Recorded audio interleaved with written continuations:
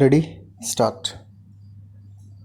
The problems we have to face in world affairs at the present moment bear a great deal of relation to the conflicts that are going on.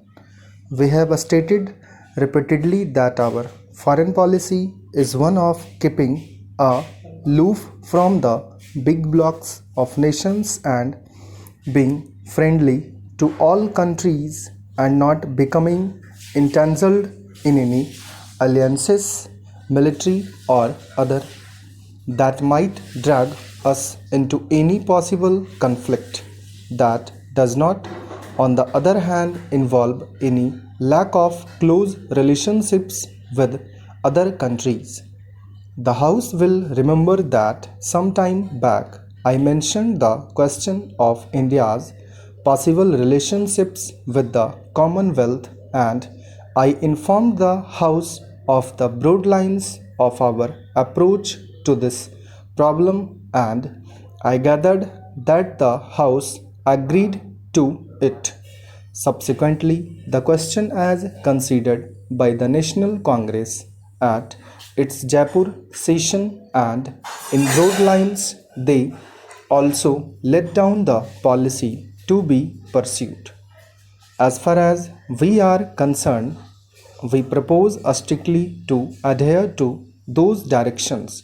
Of course, changing circumstances have to be understood and interpreted in different ways, but the broad lines of our policy have been laid down, and that India will naturally and inevitably, in the course of a few months, become an independent republic, and in our external, internal, or domestic policy, political policy, or in our economic policy, we do not propose to accept anything that involves in the slightest degree dependence on any other authority.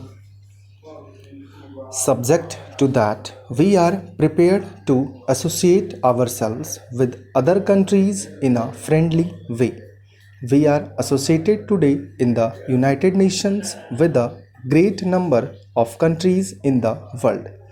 Anything else that we might do will naturally have to be something that does not go against our association with the United Nations. It is only in terms of independent nations cooperating together that we can consider the problem of our association with the Commonwealth. There may be, as some people have suggested, alliances with this or that nation.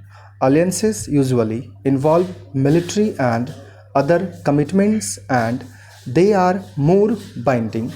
Other forms of association which do not bind in this manner, but which help in bringing together nations for the purpose of consolidation where necessary of cooperation, are therefore far more desirable than any form of alliance which does bind and will help us to achieve our main target. Stop.